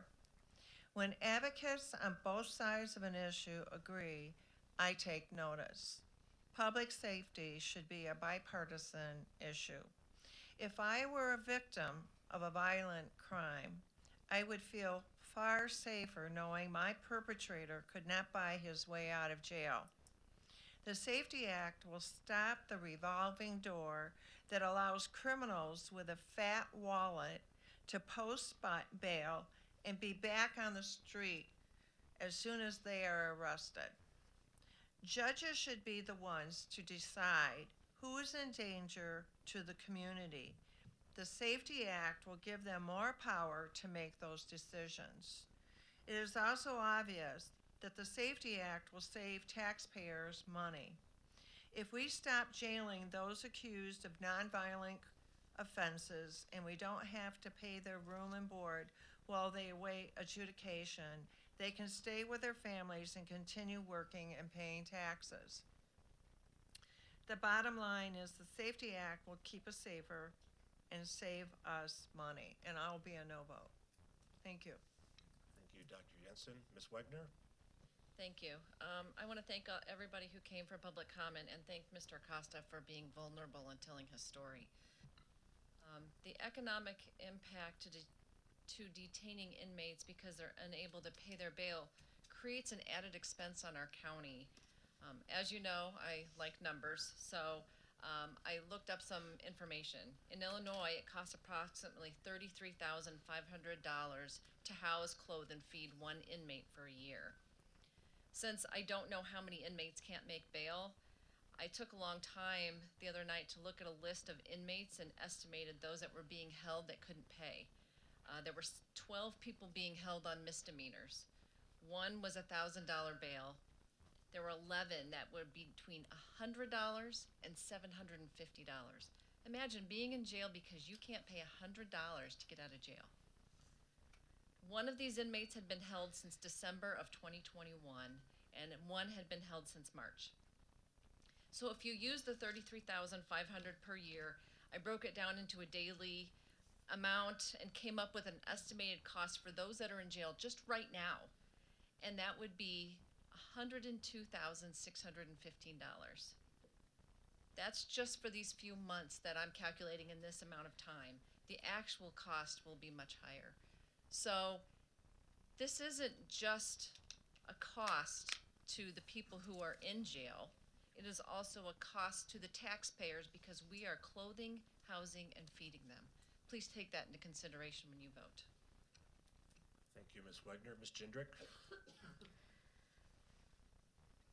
Yes, I was going to say the same thing regarding the finances. I know that my board members don't always care about the morals and the storylines, but I do know that they care about finances, and when it comes to our taxpayers, I know that we don't want the taxpayers to have any more burden.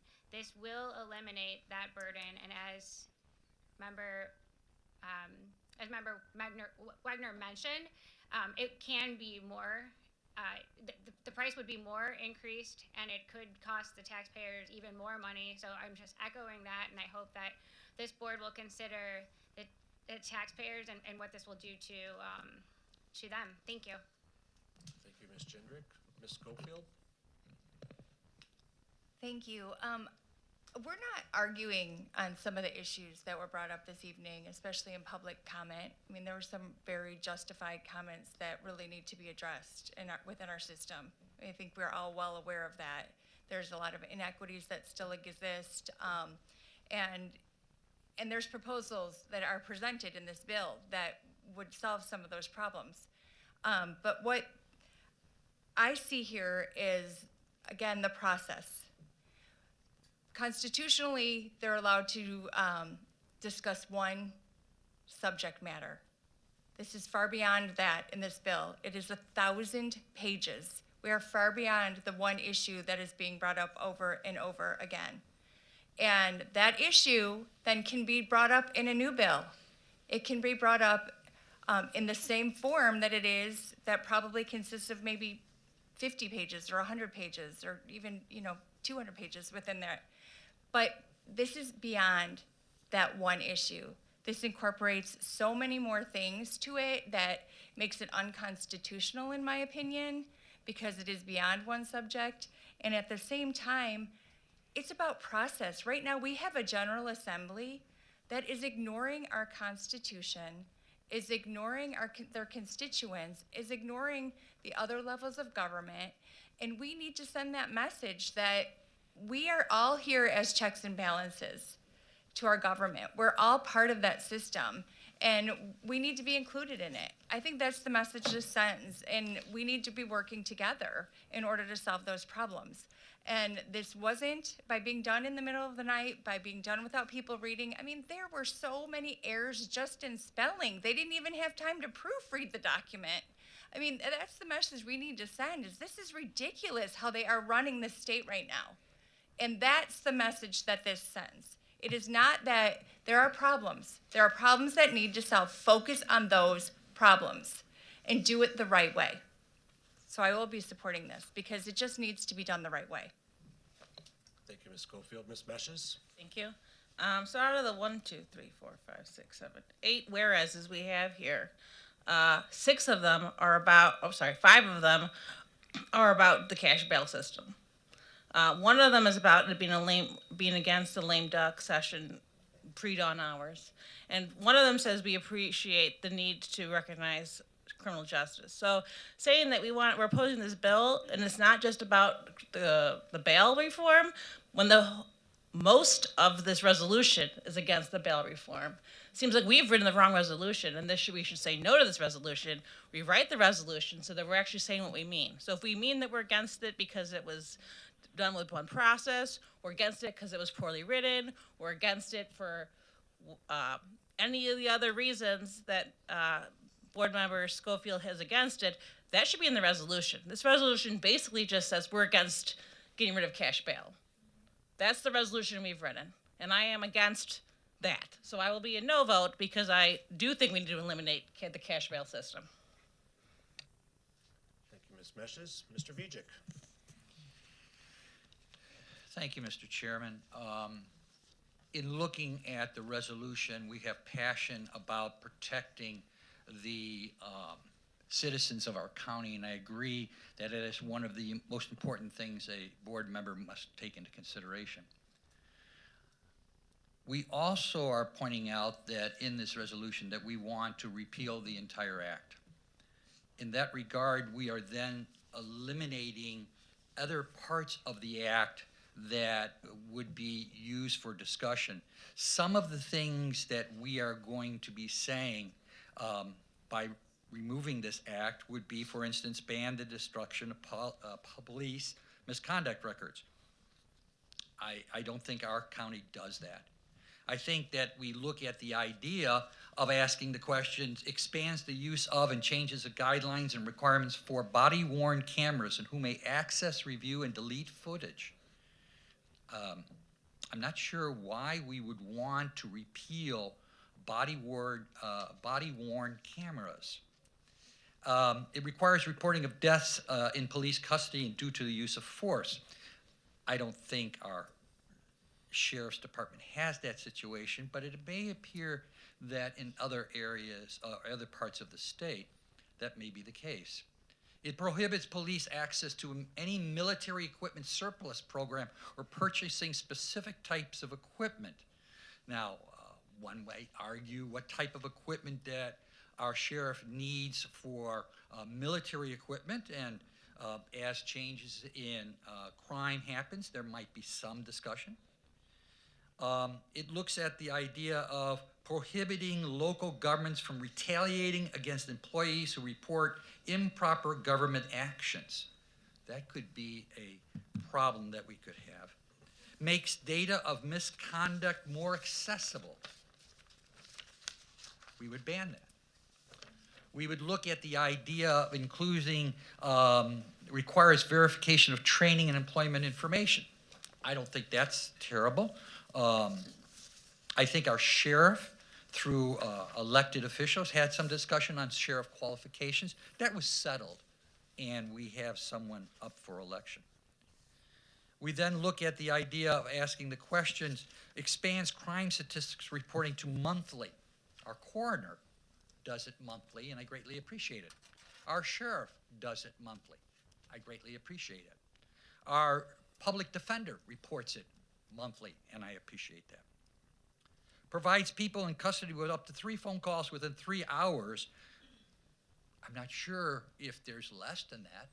If I make a phone call and I contact someone and they go, I'm not available at this time, is that the only phone call that I get and now I have to wait?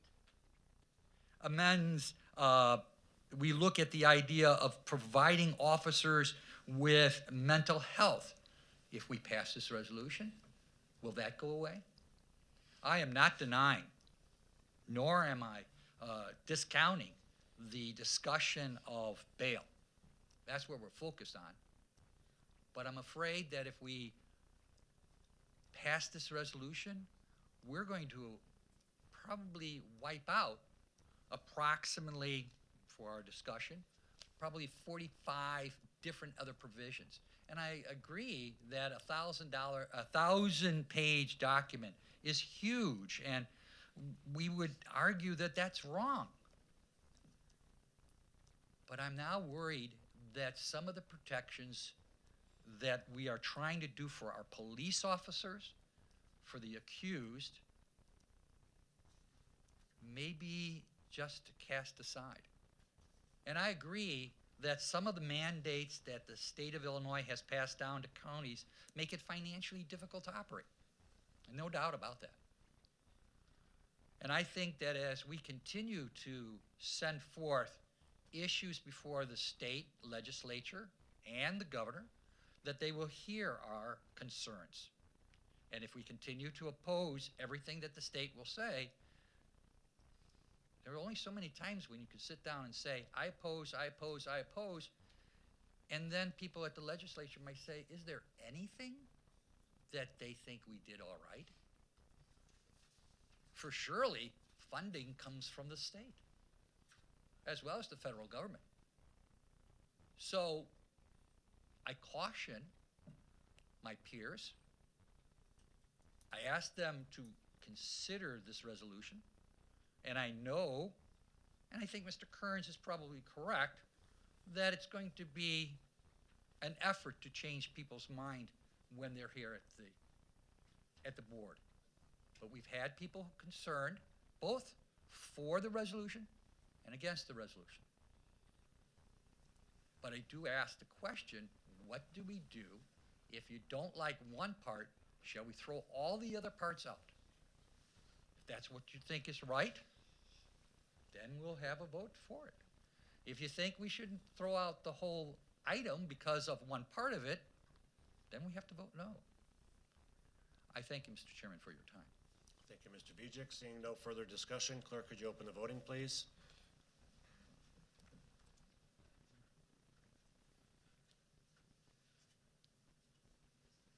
Voting is open. Have all voted who wish? Have all voted who wish? Have all voted who wish?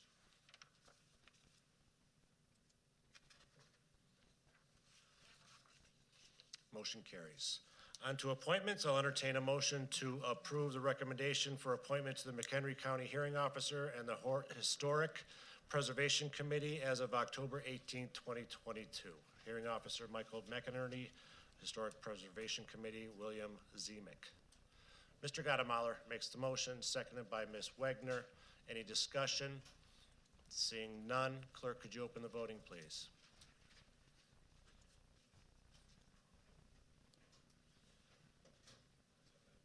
Voting is open. Have all voted who wish? Have all voted who wish? Have all voted who wish?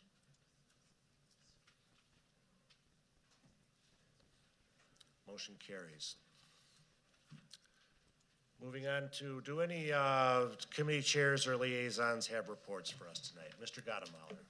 Yes, Administrative Services did review in our last meeting the recommendations that came back to us from this board concerning board rules.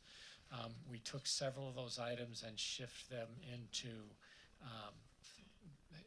and recommended to staff that they use them as basically teaching points and explanations as to how the system works when they do the new board introduction in December. But we did not think that anything else should be brought back to the board at this time as a committee. Thank you, Mr. Gottemoller. Ms. Parrish? Thank you, Chairman. We had a Board of Health meeting last night, and I just wanted to alert everyone, because pre-registration is needed. The McHenry County Department of Health is sponsoring a free tire recycle event. So check the website for registration to recycle your tires. It's Saturday, October 2nd. Registered participants who are McHenry County residents may drop off passenger size and light truck size tires from 9 a.m. to noon this Saturday at the McHenry County Division of Transportation, and that is on Nelson Road in Woodstock. They were, the health department recognized that registration is low, and they would like to increase efforts in recycling tires. So I wanted to let everybody know. Thank you very much. Thank you, Ms. Parrish. Mr. Kearns. Transportation Committee will be meeting on the 26th, and this time it will be back at the Transportation Center so that the committee members don't come to this office. Also, we will be discussing and include the approval of the 5-year transportation program and several other items, but that's one of the more important ones. And some of the Johnson Bridge will be discussed. Johnsburg, I should say. Yes. Pam, you wanted to know that. Thank you, Mr. Kearns. Seeing no others, we'll move on to the consent agenda. Do any members have an item they'd like removed from the routine consent agenda? Mr. Smith. Thank you. 16.B.2.10 and 16B.4.1.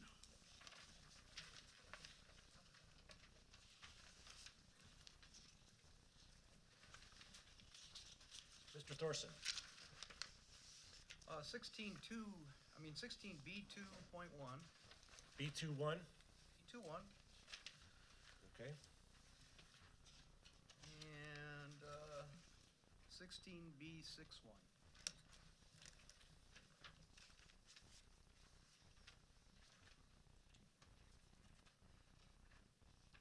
Actually, I would just like to reflect a no vote, so if you wanted to. We're gonna have to pull it. It's not gonna work in our system with the new system, so. Mr. Wilbeck, I have him already down at 16B21, 16B218, 16B231, 16B232.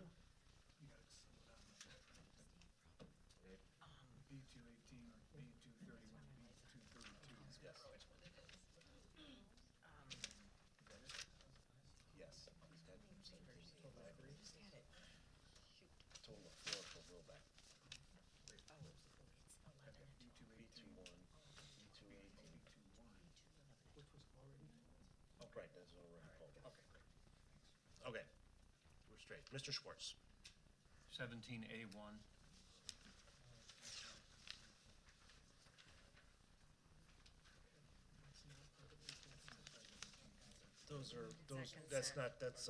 That's under ordinances. We'll get to those. We're on the routine consent agenda right now. We'll get to the ordinances afterwards. Is that all you had, Mr. Schwartz? Ms. Jindrak? 16.B.2.2 and 16.B.2.5 and 28. B228. Yes, please.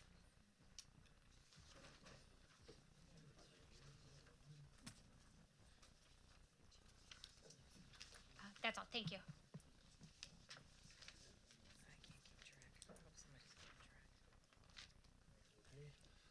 Ms. Parrish? Thank you, Chairman. I meant to bring up on Thursday that I need to abstain from 16B23 and 16B24.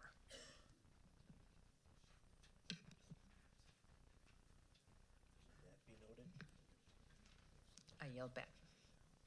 And B24?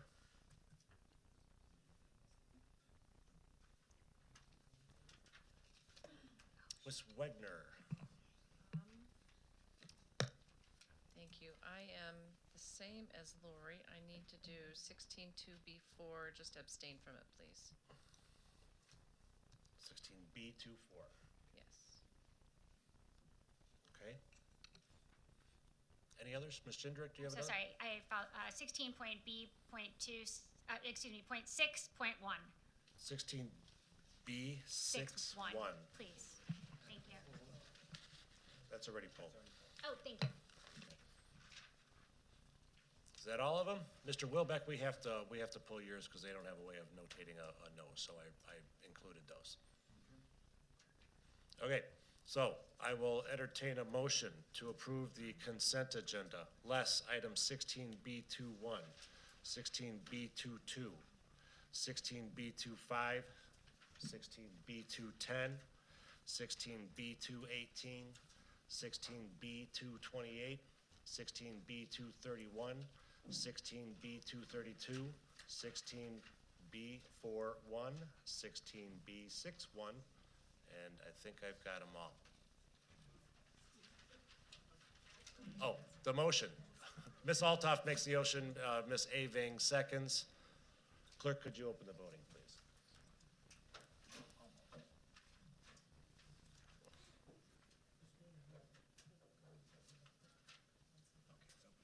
Voting is open. Have all voted who wish? Have all voted who wish? Have all voted who wish?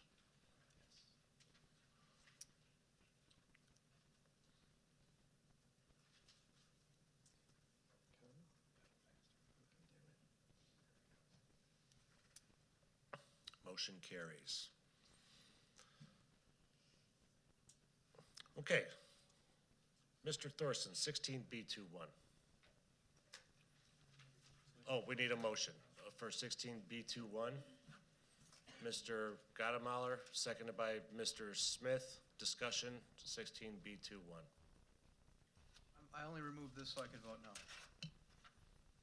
Okay. Okay, we'll open the voting. Have all voted who wish? Have all voted who wish?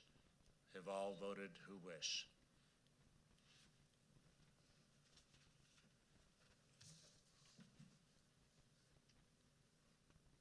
Motion carries. I'll entertain a motion for item 16B22. Mr. Nowak, seconded by Mr. Smith. Discussion, Ms. Jindrak. Okay, no discussion. Open the voting, please. Have all voted who wish? Are you open? Have all voted who wish? Have all voted who wish?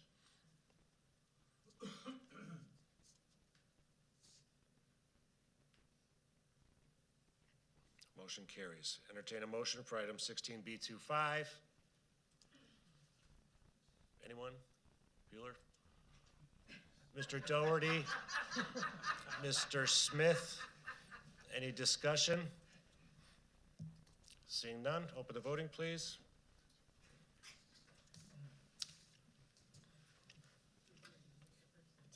Have all voted who wish? Have all voted who wish? Have all voted who wish? Motion carries. Entertain a motion for 16B210. Ms. Schofield, seconded by Mr. Wilbeck. Discussion, Mr. Smith. Yeah, thank you. I made my point on Thursday, and I really don't have anything further to say. Thanks. Okay, no other discussion? Open the voting, please.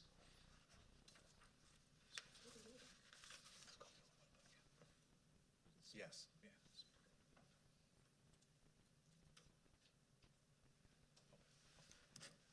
Voting's open. Have all voted who wish? Have all voted who wish? Have all voted who wish?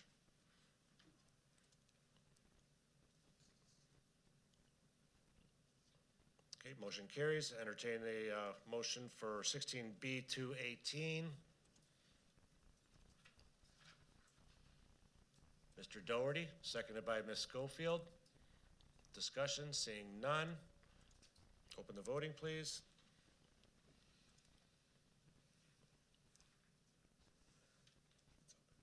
Voting is open.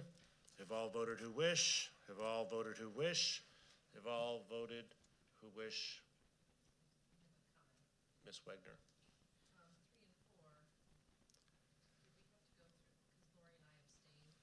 They marked you abstained.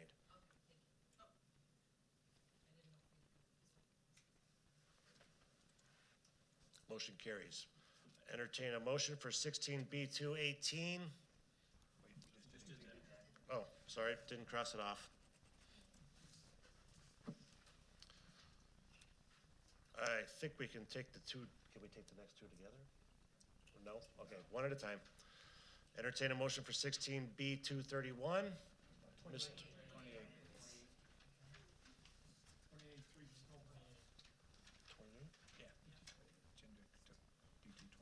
Okay, B228, I'm sorry. Ms. Abing, seconded by Mr. Gottemoller. No discussion? Open the voting, please.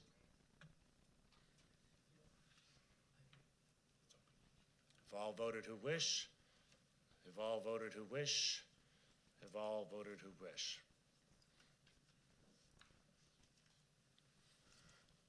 Motion carries. 231, right? Next. Entertain a motion for 16B231. Ms. Schofield, seconded by Mr. Nowak. Discussion, seeing none, open the voting, please.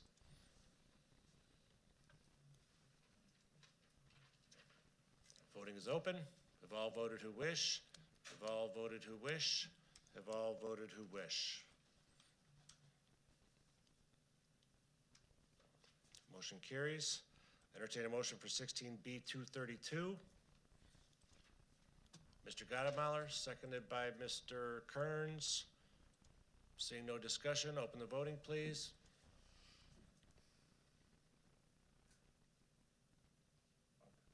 It's open. Have all voted who wish? Have all voted who wish? Have all voted who wish?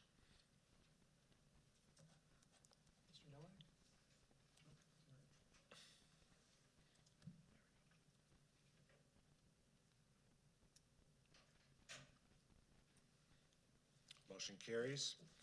Entertain a motion for 16B41. Mr. Gottemoller, seconded by Ms. Schofield.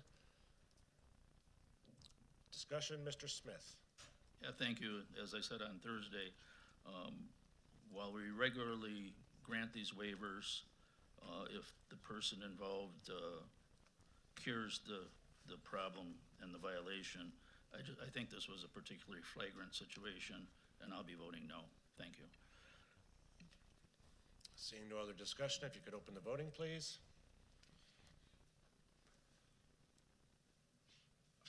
Have all voted who wish? Have all voted who wish? Have all voted who wish?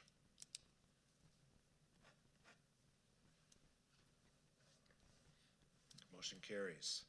Entertain a motion for 16B61. Going once. Mr. Smith, seconded by Mr. Gottemoller.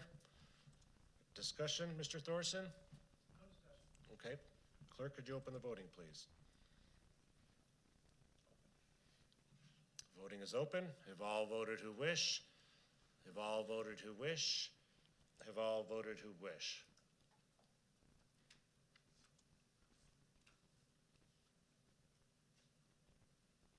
Okay, motion carries. Done with that, we'll move on to ordinances. We have 6 for review. Does anybody want to remove these for discussion? There's no voting on these tonight because they are just for review. Mr. Schwartz? No? Okay. Pete, you got any presentations for us tonight? You got a report, I'm sure.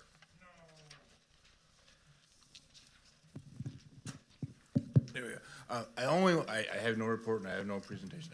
I did want to note, as I think I mentioned at the committee of the whole, Member Scalise had to step away tonight, but he did ask us to look at a methodology of voting on the levy ordinance and the appropriate ordinance in one vote. Norm and Carl have looked at that and they said that we can accomplish that. So we're going to have to fuse our technology up here with Robert's rules and what we have there. So the intent is to try and create one vote on the levy ordinance and the appropriate ordinance next week, or next month.